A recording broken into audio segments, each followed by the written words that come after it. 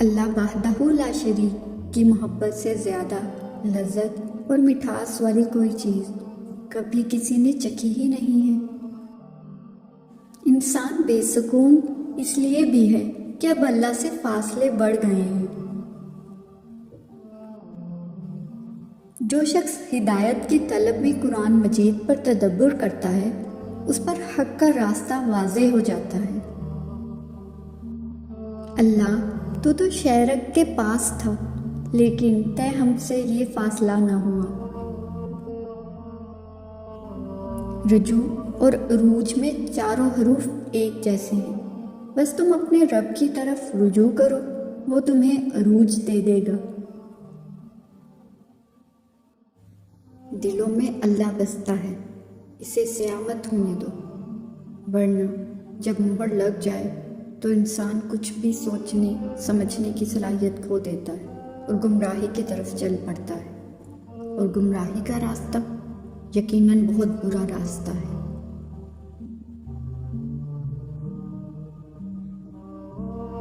انسان کا ماضی کتنا ہی گناہوں سے بھرا ہوا کیوں نہ ہو، مگر اس کا مستقبل ابھی بھی بالکل پاک ہے، بشرطے کہ وہ اللہ کی طرف لوٹ آئے۔ کتنا حسین ہوتا ہے نا وہ لمحہ جب ہم سجدے میں آنسو بہا کر اپنے رب سے کچھ مانگیں اور وہ ہمیں کچھ دیر بعد ہی اس چیز سے نواز دے۔ آپ کی زندگی میں اچھے لوگ رزق ہیں، بس ہدایت انہی کو ملتی ہے جو طلب کرتے ہیں۔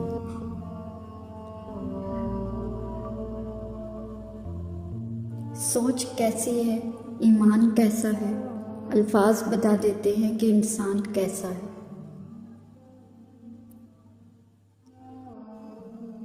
دیواروں کے پاس کان ہوں یا نہ ہوں، مگر فرشتوں کے پاس قلم ضرور ہوتا ہے۔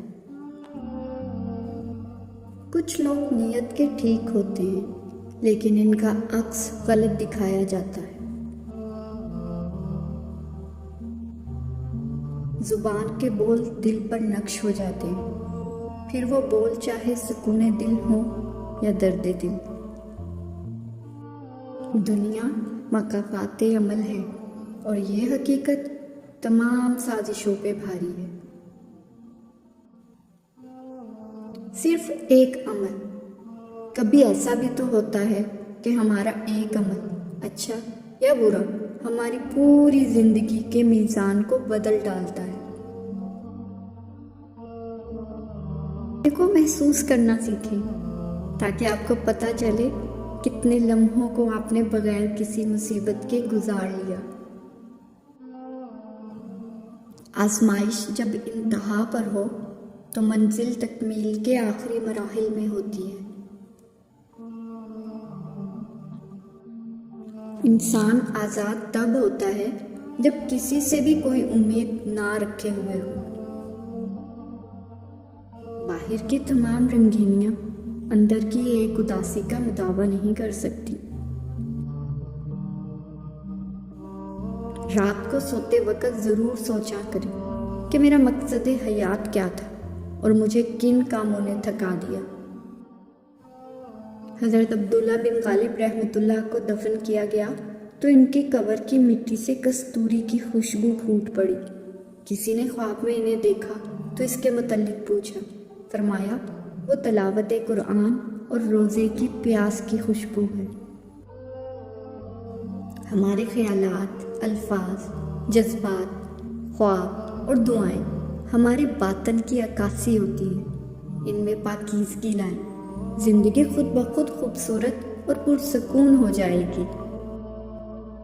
جن کے دلوں میں رحم، طبیعت میں سادگی، احساسوں میں خلوص، ملنے میں اپناپن اور دلوں میں محبت اور سوچوں میں سچائی ہے، ایسے انسانوں کا وجود اللہ کی طرف سے مخلوق کے لیے نعمت ہے۔ کلام کرنے کا انداز کلام سے زیادہ اہمیت رکھتا ہے۔ تقدیر پر ایمان اور اس پر رضامندی بندے سے دکھوں اور غموں کو دور کر دیتی ہے۔ جب تمہیں اپنی جہالت کا احساس ہونے لگے تو سمجھ لو کہ تم علم پانے لگے ہو، اور جب تمہیں اپنے سوا سب جاہل دکھائی دینے لگے تو سمجھ لو کہ اب تم علم کھونے لگے۔